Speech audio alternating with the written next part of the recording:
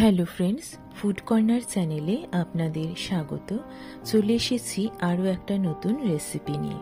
আজ আমি আপনাদের কাছে যে রেসিপিটা বানিয়ে দেখাবো সেটা আপনাদের অনেকের কাছেই অত্যন্ত প্রিয় একটা খাবার। আজ আমি আপনাদের কাছে বানিয়ে দেখাবো মাটন কষা। মাটন কষা আপনারা অনেকেই অনেক রকমভাবে বানিয়েছেন, তবে আমি আজকে যেভাবে বানিয়ে দেখাবো সেটা কিন্তু একবার বানিয়ে দেখবেন। আশা করি আপনাদের সবারই খুব ভালো লাগবে। মাটন কষা বানানোর জন্য আমি যে উপকরণগুলো নিয়েছি সেগুলো হলো মাটন। এখানে আমি 1.5 কেজি মাটন নিয়েছি এবং মাটনগুলো ভালোভাবে মিডিয়াম সাইজের পিস করে নিয়ে জল দিয়ে ভালো করে ধুয়ে পরিষ্কার করে নিয়েছি এবং মাটনটা আমি এবারে ম্যারিনেট করব। তার জন্য একটা তেজপাতা, দারুচিনি এবং লবঙ্গ, 6 থেকে 7টা ছোট এলাচ, 3 টেবিল স্পুন আদা রসুন পেস্ট দেব। তার মধ্যে আমি 200 গ্রাম টক দই দেব। এখানে আমি 1.5 কেজি মাটনের মধ্যে 200 গ্রাম টক দই ব্যবহার করেছি। 1 টেবিল স্পুন গোলমরিচ গুঁড়ো, 1 টেবিল স্পুন জিরে গুঁড়ো, 2 টেবিল স্পুন ধনে গুঁড়ো, 2 টেবিল স্পুন হলুদ গুঁড়ো দেব, 2 টেবিল স্পুন লঙ্কা গুঁড়ো দেব। এখানে ঝালটা আপনারা আপনাদের স্বাদ মতন দেবেন, যে যেরকম ঝাল পছন্দ করেন সেরকমই দেবেন। আর দেব স্বাদ মতন লবণ। লবণটাও আপনারা আপনাদের স্বাদ মতন দিয়ে দেবেন। আর দেব 1 টেবিল স্পুন সর্ষের তেল। এবারে সবকিছু আমি ভালোভাবে মিক্স করে নেব। মাংসের সাথে এইভাবে মশলাগুলো রান্নার আগে যদি আপনি মাখিয়ে মিক্স করে নেন তাহলে প্রত্যেকটা মশলা মাংসের মধ্যে খুব ভালো মতন ভাবে ঢুকে যাবে এবং মাংসের স্বাদ কিন্তু দ্বিগুণ বাড়িয়ে দেয়। সেই জন্য আমি মাটন রান্নার আগে ভালোভাবে মশলা দিয়ে মাটনটাকে ম্যারিনেট করে কিছুক্ষণ রেখে দেব। এইভাবে ভালোভাবে সমস্ত মশলাগুলো আমি মাখিয়ে নেব। দেখুন আমার ম্যারিনেশন কমপ্লিট হয়ে গিয়েছে। এবার 1 ঘন্টা আমি এটাকে সাইডে রেখে দেব। 1 ঘন্টা হয়ে গিয়েছে।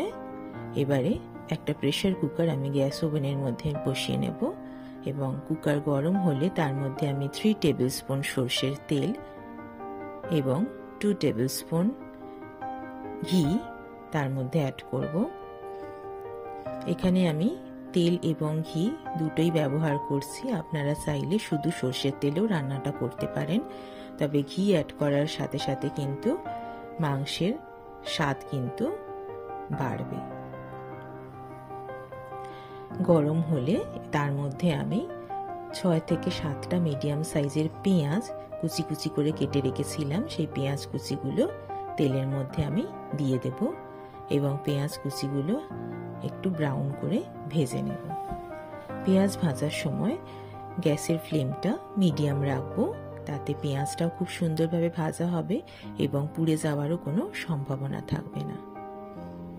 দেখুন পেঁয়াজ ভাজাটা প্রায় হয়েই এসেছে, হালকা ব্রাউন হয়ে গেছে। আর কয়েকবার নেড়ে চেড়ে নেব। এখন প্রায় হয়ে গিয়েছে পেঁয়াজ ভাজা। এবার এর মধ্যে আমি ম্যারিনেট করে রাখা মাংসটা ঢেলে দেব।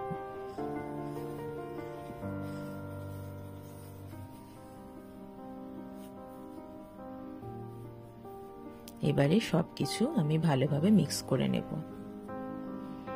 মাংসের সাথে পেঁয়াজটাও, ভাজা পেঁয়াজগুলো ভালোভাবে এইভাবে নেড়ে চেড়ে মিক্স করে নেব।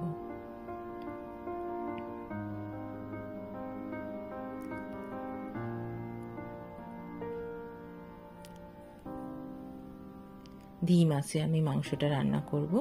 এর মধ্যে আমি 3টে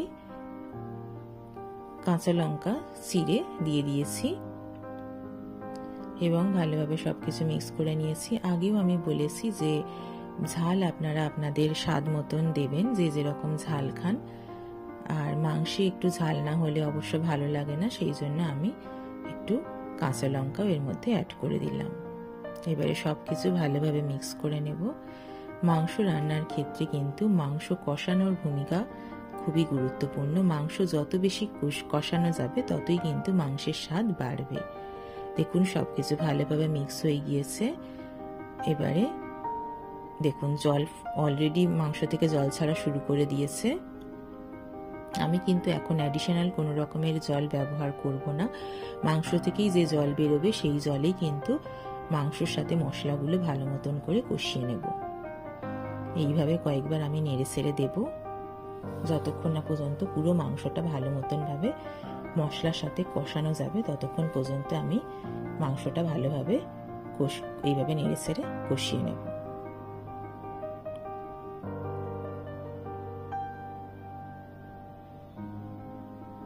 দেখুন কালারও চেঞ্জ হচ্ছে মাংসের। মাংস যত কষানো হবে মাংসের কালার কিন্তু আস্তে আস্তে ততই চেঞ্জ হবে এবং খুব সুন্দর একটা ফ্লেভার বেরোচ্ছে, যেটা আপনাদের বলে বোঝাতে পারবো না।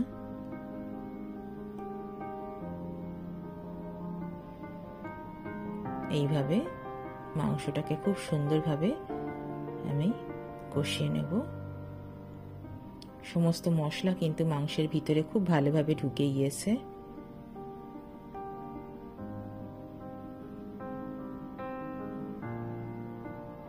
আর 2-3 বার এইভাবে নেড়ে ছেড়ে দেব। মাংস কষানো প্রায় কমপ্লিট হয়ে গিয়েছে।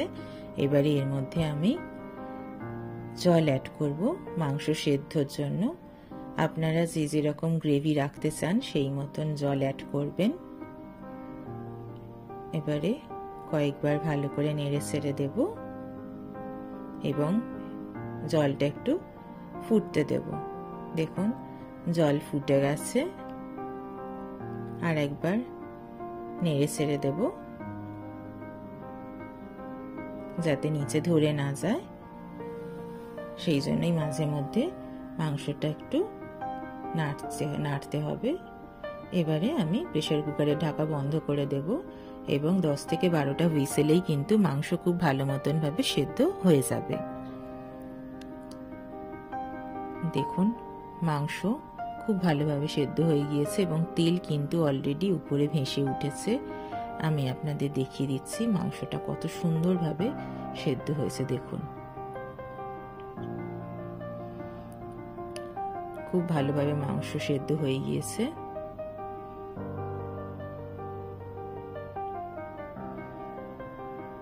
এবারে এর মধ্যে আমি 1 টেবিল স্পুন গরম মশলা গুঁড়ো দিয়ে দিলাম।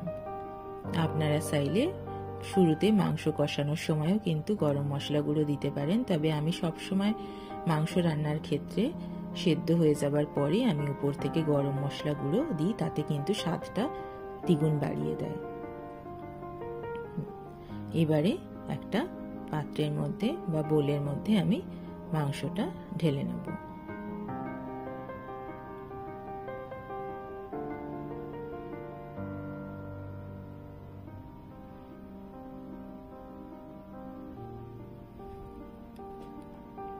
গরম গরম সার্ভ করুন।